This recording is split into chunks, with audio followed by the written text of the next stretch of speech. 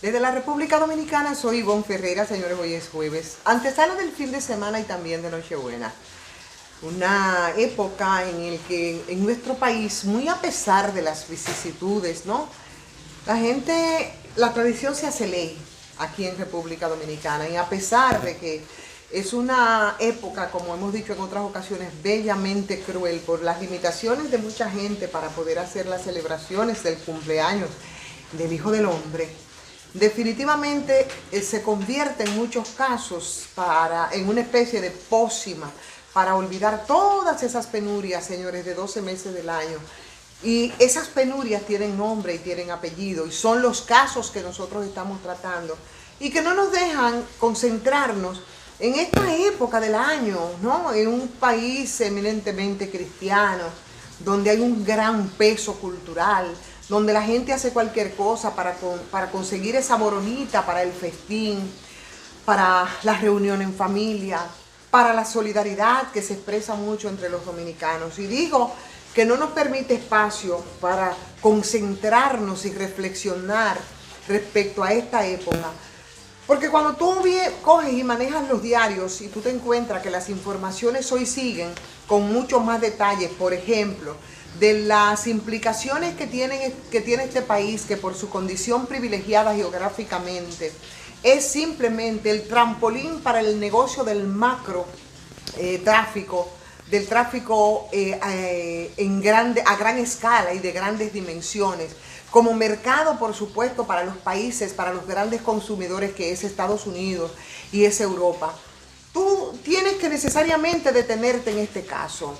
Y por supuesto eso tiene que ver con el apresamiento del que hablábamos ayer de César Emilio Peralta, alias el abusador, ¿no? Y lo que mucha gente está pensando respecto de este caso, hoy aparecen las informaciones, como titula por ejemplo el periódico El Día, de que hablaba de que el extraditado a Puerto Rico, César Emilio Peralta, movía, ¿no?, 25 kilos de drogas cada año. Imagínense ustedes si operó durante 20 años.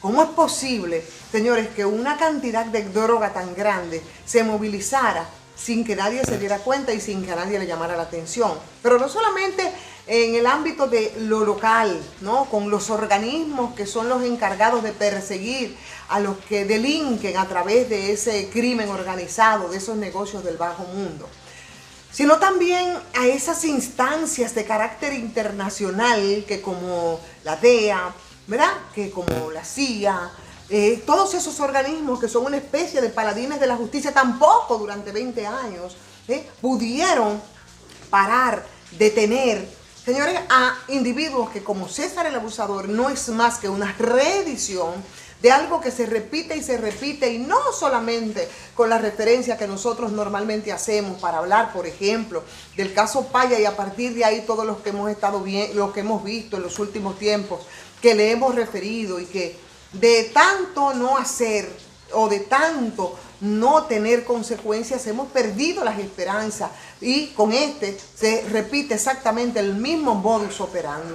No se daba cuenta la DNCD con las autoridades pasadas, pero tampoco se daba cuenta esos organismos internacionales que son una especie de paladines de la justicia, contradictoriamente, por supuesto, porque son organismos de los Estados Unidos, precisamente uno de los mayores mercados, no solo de consumo, sino de los que mueven el negocio de las drogas y del narcotráfico. Entonces, eso debe llamarnos a nosotros a reflexión. Por eso vemos como en el caso de César el Abusador, como en otros casos, por supuesto, las autoridades locales, que en el caso de César el Abusador hicieron todo lo posible para que este señor simplemente no fuera apresado, mucho menos juzgado en República Dominicana. Lo ponen entonces en bandeja de plata para que Estados Unidos negocie, para que Estados Unidos pueda tener informaciones privilegiadas que al final del día tú no sabes para qué sirven. Tú no sabes para qué sirven, porque tú no ves cómo fluyen ni cómo sirven para perseguir precisamente el negocio del narcotráfico, ¿no? Para perseguir esos negocios del bajo mundo. No. Entonces uno tiene que presumir que con estas informaciones se chantajea, con estas informaciones se extorsiona, ¿no? Con estas informaciones se presiona, porque precisamente para darle seguimiento a estos casos no es para lo que se utilizan. Entonces, a mí no me llena ninguna expectativa lo que ha pasado con el caso de César el Abusador, las posibilidades de que pueda cantar hasta cielito lindo, como dicen algunos por ahí. Si lo hace, será una información privilegiada que se quedará precisamente en Estados Unidos y con Estados Unidos. Mientras tanto, nosotros seguimos y seguirán utilizando esta posición geográfica del país privilegiada para seguir impulsando ese negocio del narcotráfico que es, señores, toda una red organizada y que es un asunto simplemente de business, de negocios. Y esos negocios no son precisamente para estos países, que son nada más y nada menos que el trampolín, para que vayan a esos grandes mercados donde están los organismos, se supone, los mayores organismos persecutores del narcotráfico. Entonces, no podemos nosotros pensar, ni podemos reflexionar respecto a esta época, precisamente en la antesala del 24 de diciembre, cuando nos encontramos con la información, por ejemplo, de la red del pulpo. Señores, es que en estas 3.145 páginas que tiene ese expediente vamos a encontrar de todo. Ayer yo titulaba que esto es como si fuese el cuento de Alibaba y los 40 ladrones. Y por supuesto, eso cobra mucho sentido cuando tú cada día en tanto te ahondas y escudriñas en ese gran expediente que tiene a mucha gente ocupada, ¿no? Buscando, leyendo, averiguando. Todos los días encontramos informaciones como la que en el día de hoy sale a relucir respecto a Bolívar Antonio Ventura, que es uno de los testigos que habla y que devuelve al Ministerio Público 25 millones de pesos que le había entregado precisamente uno de los incumbentes de la OISOE, el señor Pagán, para supuestamente una planta de asfalto por allá, por ese sur, me parece que en Asua, como si nada. Porque a esta persona le entregaron 25 millones sin ningún soporte, sin ningún papelito que dijera absolutamente nada. Imagínense ustedes lo que es esto. Y así como el caso de este testigo, lo que hemos visto, lo que vimos, por ejemplo, en el día de ayer, en el sentido de que, señores, desde el Palacio Nacional, y hoy lo destacan los diarios que están bastante también entretenidos con el tema de los expedientes, y están sacando a un cuentagotas muchos de los elementos que ahí se manejan, que habla de que el Poder Ejecutivo era una especie de llave de Alexis Medina para los contratos públicos, por ejemplo, o sea, para los contratos de la familia de Alexis Medina, ¿verdad? Para las empresas de Alexis Medina, eso se manejaba, y se manejaba desde el Estado. Y se manejaba desde la oficina de despacho de este señor, que simplemente sin tener unas funciones públicas, bueno, pues de ahí los contratos públicos nada más que era una orden, y el Ministerio Público ha imputado el respaldo, señores, del Ejecutivo a Alexis Medina, y dice que esa bendición permitió que pudiera desarrollar todo este entramado que nosotros estamos viendo en este momento. Y cuando tú te expones a escuchar entonces algunas defensas tan pobres e infelices, ridículas digo yo, en este caso, de gente de la oposición que en ningún momento les llamó la atención, ni vieron, ni se detuvieron para reflexionar, para denunciar, para perseguir, óyeme, para asombrarse siquiera de lo que estaba ocurriendo. Cuando tú escuchas algunas de las intervenciones que hacen, a mí la verdad es que me da hasta pena. Yo escuchaba a un infeliz ayer hablar y decir, bueno, que todos estos casos están saliendo a relucir porque como en el país hay una situación tan difícil y que el país necesita circo, entonces se están sacando todos esos elementos que involucran en esas 3.145 páginas, que es el expediente bastante sustentado, como decía Jenny Berenice, del caso Antipulpo. Pero hagamos un ejercicio. Hagamos un ejercicio en el sentido de que, señores, ¿cuál es el real pulpo en todo esto? Bueno, estamos hablando de los tentáculos. Y sabemos el alcance tan grande que tenían los tentáculos de Alexis Medina, que yo pienso que era parte de esos tentáculos. Pero, ¿qué mueve los tentáculos del pulpo?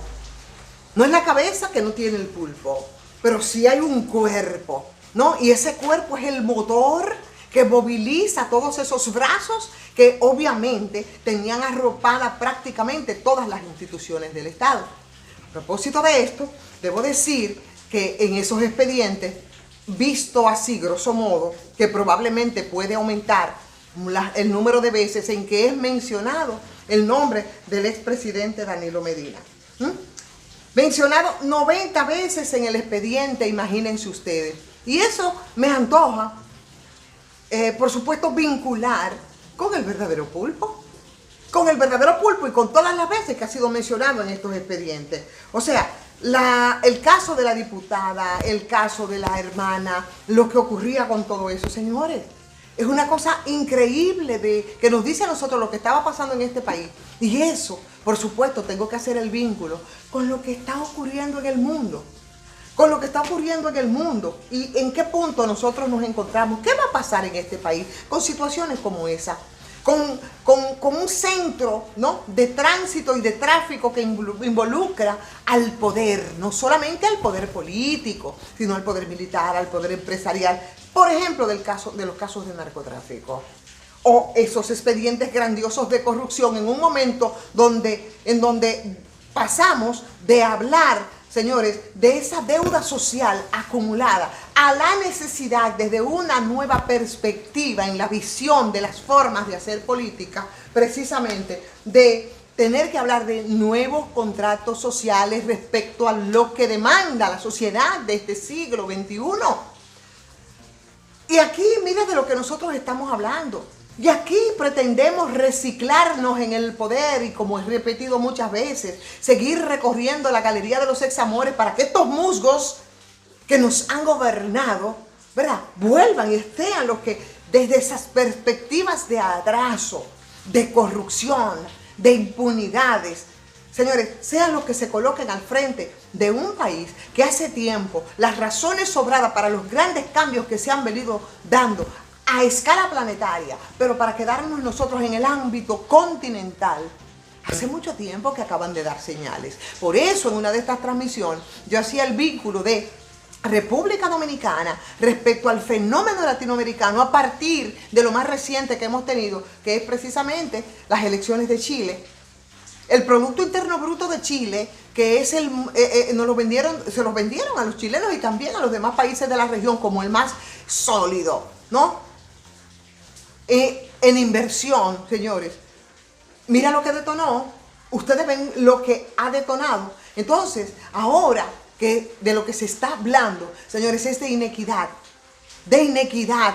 Y en esa perspectiva, señores, es en la que están precisamente el nuevo liderazgo político que se coloca al frente de todas estas naciones. Es en cerrar, procurar estrechar esa amplia brecha entre los pocos que aglutinan las riquezas, desde la escala global hasta pequeño, como muestra en todos estos países, es de ir cerrando esa brecha, pero con acciones como las que nosotros estamos viviendo en República Dominicana, como las que tenemos y es la que copan los principales diarios de estos días, con acciones y con visiones de cooptación y de clientelismo, ¿no?, y de asistencialismo perverso, ampliando esa brecha para el acceso de la educación y para que la gente cada vez tenga menos posibilidad de ordenar lógicamente las ideas y tener un pensamiento crítico frente a todas estas situaciones.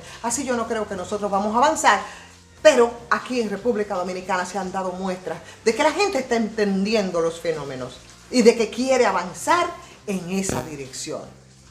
Señores, vamos a agradecer como siempre a Cooperativa Mamoncito, donde usted deposita su confianza y por supuesto, Sardinas Dimar, gracias por ese apoyo a ustedes igual, por seguirnos cada día en estas transmisiones. Pedirles que si les ha gustado le den like, que compartan, que opinen, que se suscriban los que no lo han hecho. También háganlo, como siempre le pedimos a patreon.com. Soy Ivonne Ferreras.